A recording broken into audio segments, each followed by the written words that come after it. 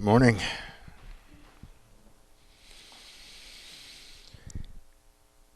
I have a bit of a first world problem. Last week, our water heater went out. Now, there are lots of places in this world where they're like, what's a water heater? So I really can't complain too much. But I don't believe in taking cold showers. So it was, you know, kind of important for me. And I don't like my wife being uncomfortable. So I began trying to fix it. And I could only think of two things that were the issue because it wasn't leaking and it had been working. It had been working really well. So it seemed to me that it was either the heating element or the thermostat control. Heating element was a little bit cheaper, so I tried it first. Took me about a day to get the old one out with some help, and made a bit of a mess because my drain plug wasn't working quite right on the catch pan underneath the water heater, so it was real fun trying to get 30 gallons of water out of it without just completely flooding the house. Got it out, put the new one in, and hooked it up, and the water was cold. Okay, so the next day I went back to the store and bought a thermostat where you can control the temperature and what the heating element does, because regulation, that's the key. And at first, didn't seem to do anything. And then by early the next morning, the water was about 3 degrees warmer than room temperature. Hey, that's progress. I can deal with that. So it's starting to work, but it's not quite right. So I adjusted the thermostat.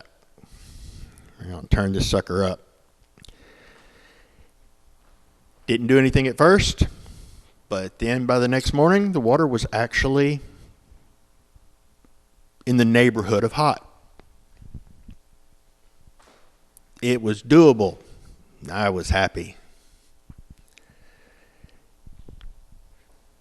Yesterday, I guess it was yesterday, I've pretended to sleep since then, so I'm not entirely sure. Leah and I heard a bzzz that sounded a little bit like a transformer going off. And I walked into the utility room and checked the box, and sure enough, the breaker had blown. Well, maybe I turned it up too much. Which, considering that it wasn't all the way up, I don't really think that was the issue. But anyway, so I turned the thermostat back down about halfway between where it was before and where I had adjusted it to, flipped the breaker back on, and went on about my business. The breaker has not re-blown, and the water has gotten steadily colder. It's done. Whatever that was, I guess, fried the thermostat.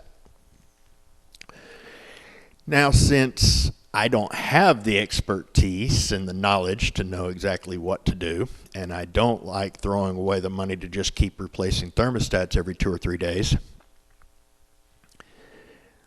I'm going to scrap this sucker, which means I've either got to try to figure out how to come up with $500, or I've got to figure out how to move a couple of 100 square feet or so of stuff in storage to try to get to one I know where it is and hope that it actually works, because I like hot water. No big deal. But it got me to thinking a little bit, because I'm a lot like this busted water heater, and I think most of us are. As a matter of fact, I don't really know anybody who isn't, whether they're believers or not. it doesn't take long because, some things are made with faults that it's going to go down. They're just like made to break. Or even if they're not, we're just not capable of making something that will, not break down. And before we get very far in life, some people, it happens sooner than others, but we all begin to break down, whether it be mentally, emotionally, physically, or all three. And we all have a tendency to look at one or two solutions. And like that heating element, we usually try one of them first. And whether it be power and control over people or situations or things, or self-indulgence for pleasure or escape or relief or whatever, we go to a selfish, self-centered, take care of me at whatever expense, the here and the now is all that matters approach. And that never works. And we either double down on that solution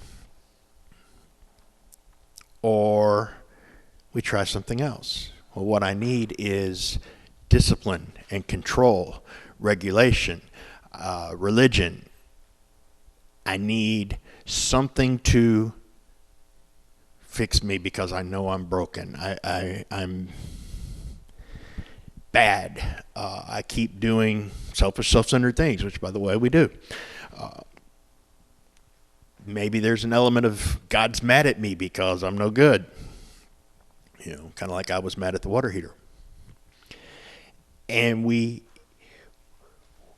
plug in willpower and determination to do what's right, or a set of rules and regulations and rituals that we either think will provide some control and relief or connect us to a God we believe doesn't care about us. And it might work for a little while. But see, that's not the real problem. That's not the real issue. So it doesn't take long till something in our life goes bzzzt, and it fries it. And we either replace our thermostat with something new and something different belief system, different moral structure, or we replace it with the same one and try to get a better one or a stronger one and double down on, I'm going to do what's right, I'm going to do what's right, I'm going to do what's right. But it's not going to work because it's not the issue. And in our hearts and in our minds, we know what we would do, and so we get afraid that what God's going to do is scrap us, like I'm going to do with that water heater. Why wouldn't he? If he made me, he can make somebody else. Start over. Definitely not worth fixing. But that's not the way he thinks. That's not who he is. And no matter how busted and broken we are, no matter how worn out, no matter how many times we've set ourselves on cold, he cares for us. He loves us. And our breaking down is not him saying, I don't care about you, so I'm going to break you. It's just we live in a broken, fallen world, and we've put things in our system, whether it be fear or pride or anger or whatever, that cause things to break down. And we've lived selfish, self-centered lives, so we reap the death and destruction of selfishness.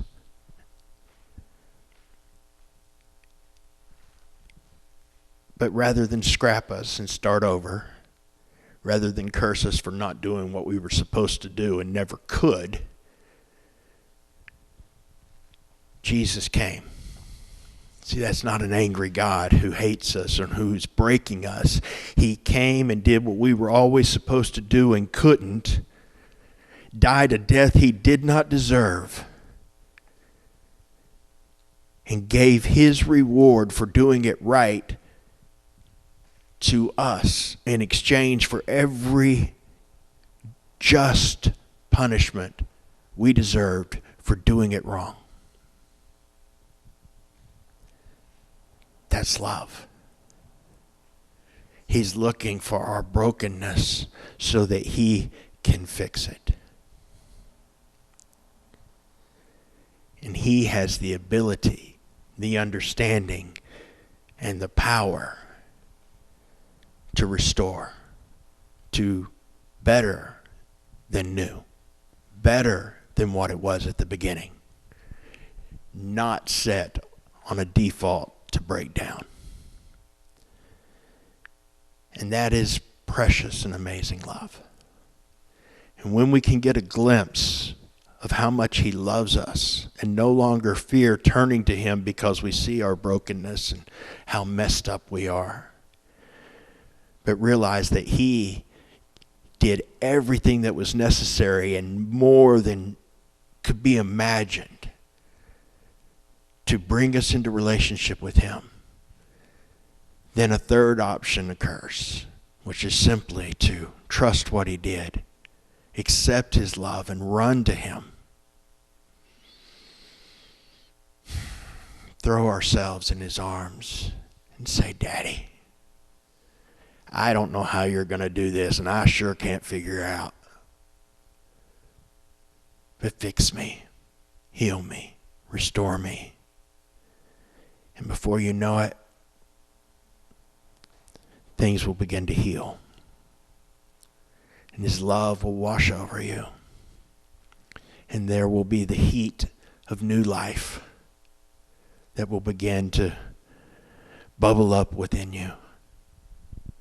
And you will find that the answer is not in self-indulgence, and the answer is not in power, and the answer is not in the illusion of control, and the answer is not in regulation. The answer is in relationship with the one who made you. And nothing else matters. And he made that possible on that cross when he made the great exchange, his righteousness for our dirty, cloudy, messed up lives.